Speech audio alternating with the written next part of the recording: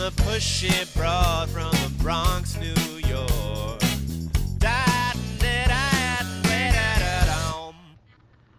I love a good love story, don't you? Especially now, since we're cooped up because of COVID-19, everybody's in front of a TV. Everybody's streaming something that is just going on and on and on, episode after episode, right? You're on Netflix or Hulu or any channel, anywhere, Disney, and you can find the most amazing love stories that transport you into a world where everything is perfect. And I, like you, are watching what you're watching. I am watching things like Phoebe and Simon in Bridgerton, or Matthew and Diana in A Discovery of Witches. And of course, my all-time favorite, I'm watching every single returning episode of Outlander, desperately waiting for the Droughtlander to end and for season 6 to begin, because Jamie and Claire, as far as I'm concerned, are the couple to beat when it comes to love. And here we are. We're spending the time becoming enthralled with this.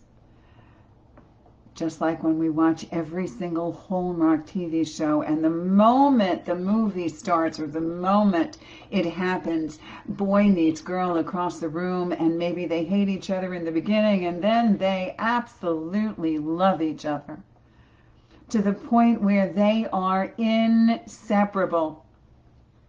They do everything together. They follow each other's heartbeats. And they are there for each other 100%. And when they gaze into each other's eyes, it's the most romantic thing in the world, and that you know they're going to be together forever, almost joined at the hip in happiness. And then we realize that in real life, we take a look at our own relationships and we see whether or not it measures up to what we see on the screen. We can't help but do that. We all do it. But I need you to understand, and I need you to be a little bit more realistic. I really do hope that you have a relationship that mirrors Phoebe and Simon, or Jamie and Claire, or any one of those that you love and that you idolize. But if you're feeling as if you're dependent upon another person in order to be the kind of person you want, in order to live the life that you want, in order to feel the things you need to feel, then maybe you're suffering from codependence. You can still have a wonderful, healthy relationship, but there are some signs that I need you to look for. First, I want to back it up and explain to you a little bit about how the term codependence got started, very, very simply and really quickly. First of all, codependence started around the addiction rooms. Okay, being in recovery, I understand that when I was being in recovery, going into the rooms of Narcotics Anonymous or Alcoholics Anonymous, it was helping me because I'm addicted to a substance. But the loved ones around the addicts needed a place to go as well, to learn more about what was happening and why they couldn't understand what was happening, and how they were trying so desperately to help their addicted loved one and didn't seem to be making any progress. So Al-Anon was created.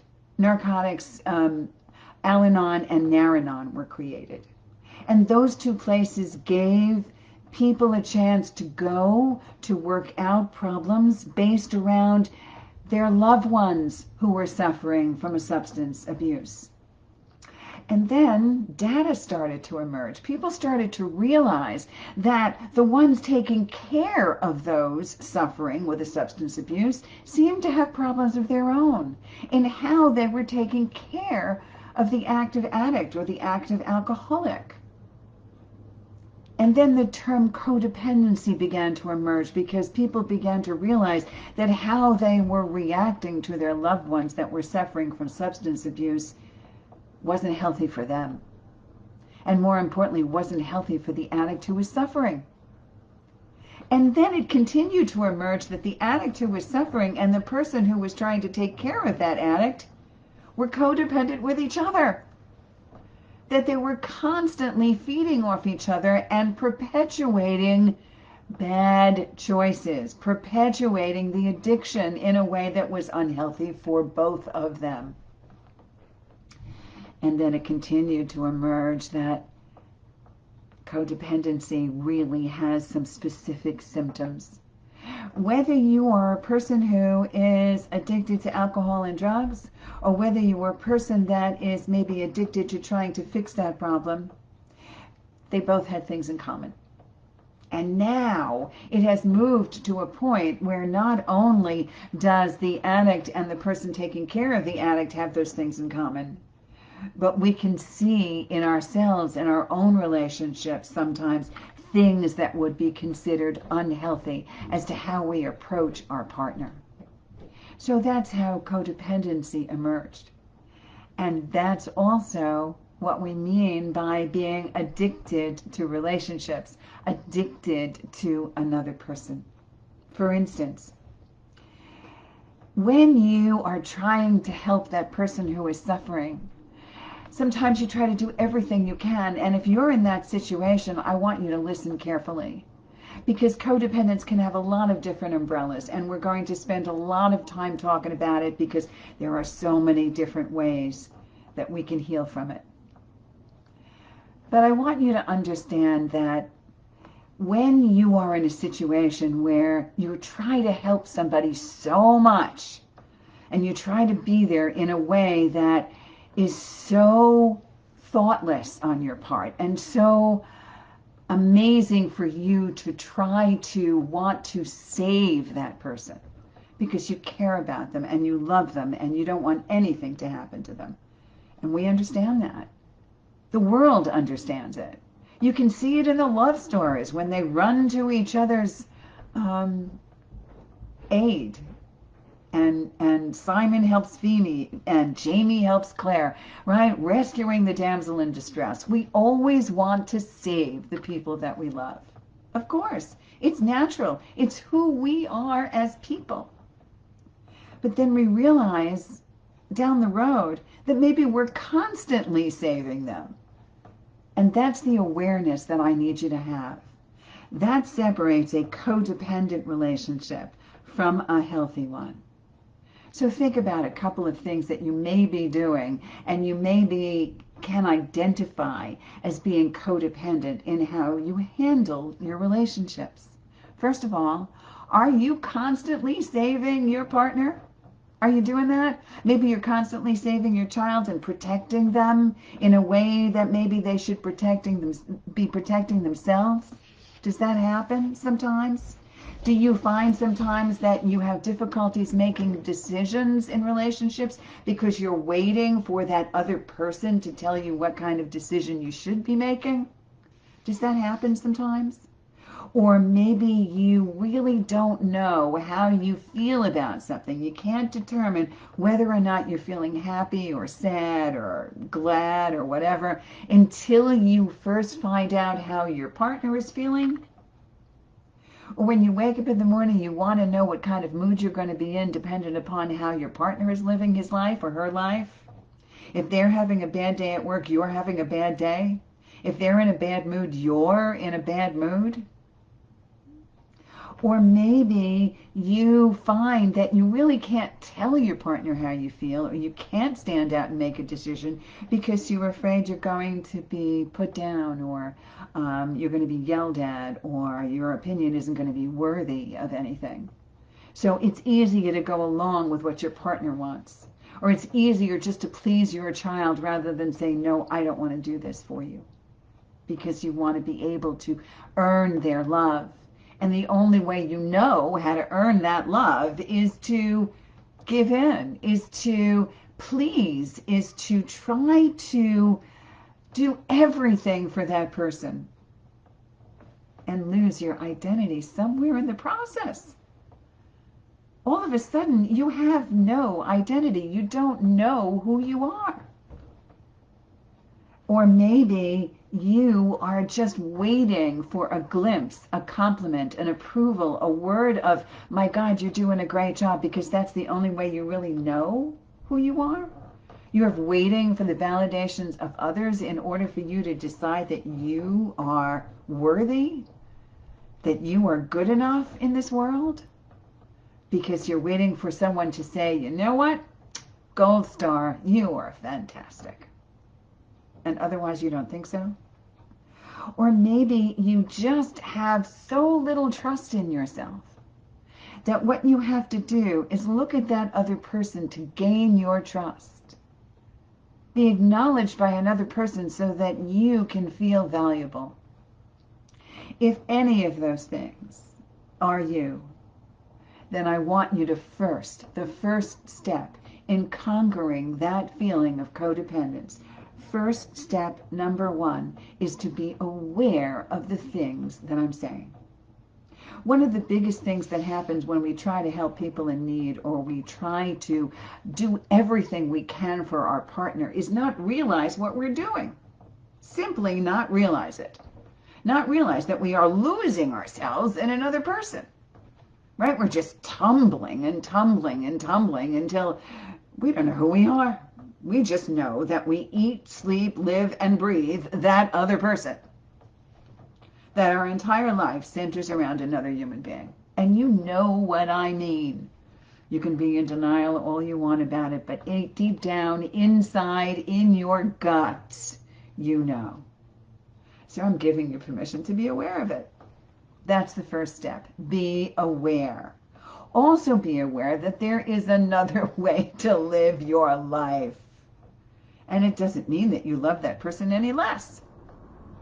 But if you take a look at the relationships that we see on the screen, let's take a look at those relationships. Phoebe and Simon, Jamie and Claire, Matthew and Diana, okay? They all have one thing in common that I want you to begin to associate with. As much as they love each other and they care about each other and they're wild about each other with all kinds of fantastic passion on the screen, they're independent people. They're independent.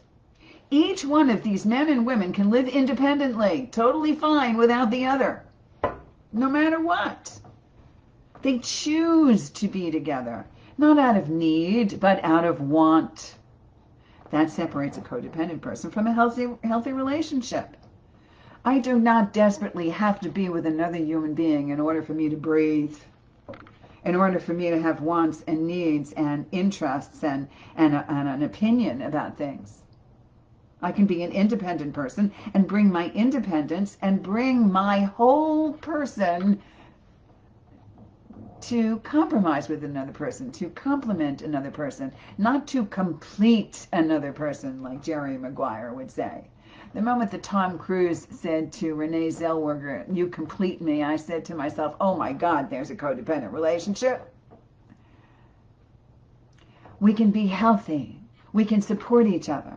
The relationships that last forever are the ones that are mutually beneficial. They're not parasitical. They don't feed off of each other. They support each other. Two independent people bringing together a collaboration of thoughts and ideas, respecting each other for who you are, not for how you treat each other, or not for how much you give in to each other, or for not how much you deny your own feelings or thoughts or actions, but by how much you celebrate each other and take into consideration each other's thoughts and feelings. So think about it. Look at the relationship that you have. Is the relationship with your partner healthy? Should you be in the relationship? Do you have a clear voice? Does he know what you want? Does she know what you want? Are you saying everything that you need to say?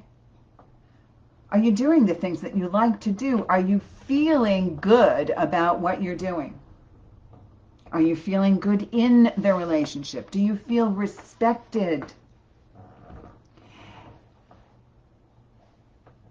One of the other things that I want you to realize in terms of codependence is that no matter what, you can influence another human being with your words, and you can give them your opinion, and you can say, this is the way I feel.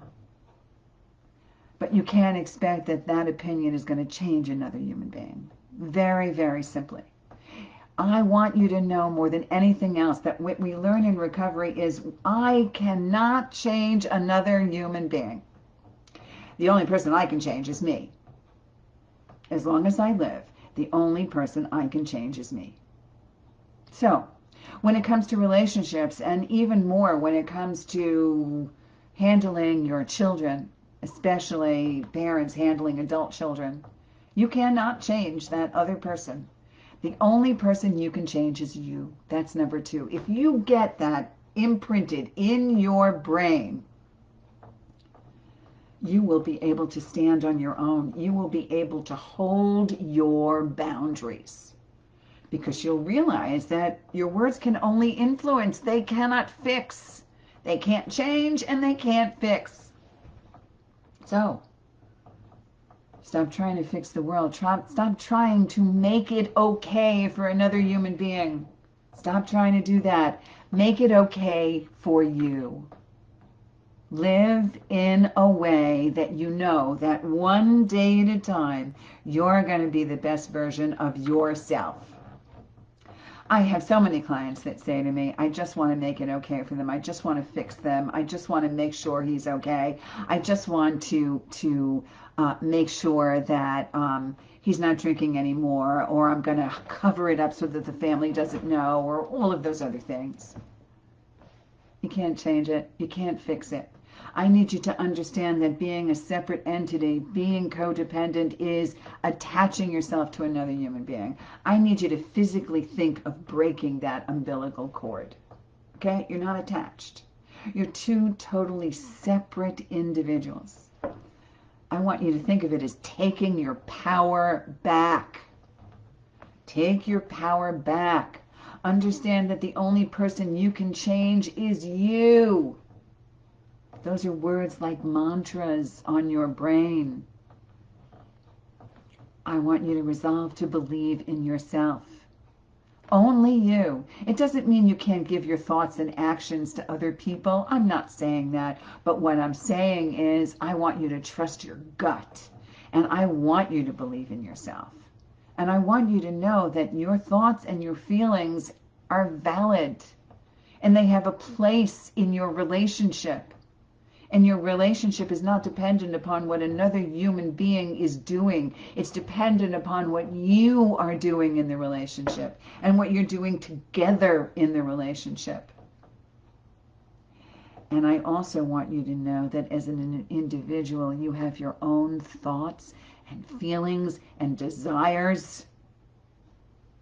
Just like Simon and Phoebe and Jamie and Claire and Matthew and Diana. They have their own thoughts and feelings. They can go in separate directions. They bring all of their interests to the table. You're entitled to have those. You have to speak up and have those. And if your partner is not allowing you to go in that direction, then I need you to lose that partner. Bye-bye. So long. See ya. I want you to do what Emma Watson coined a few years ago, and I want you to take a little bit of time to self-partner, just on your own, to see who you are and determine what kind of partner you are. How do you love yourself? It takes work. It takes time. And when in the rooms in recovery we say keep the focus of attention on yourself, I need you to do the same thing when it comes to relationships. I need you to keep the focus of attention on yourself. I need you to say, how do I make changes in my life? How do I feel about myself? What decisions are important to me? What goals do I want to accomplish? What do I like? What do I dislike? What do I want to do? I need you to ask the I questions for a while. Forget about the we questions. The we questions will come. I need you to ask the I questions. And I want you to discover who you are, because I know you're really great. And I want you to be able to have healthy relationships, and that's where it starts. Keep the focus of attention on yourself.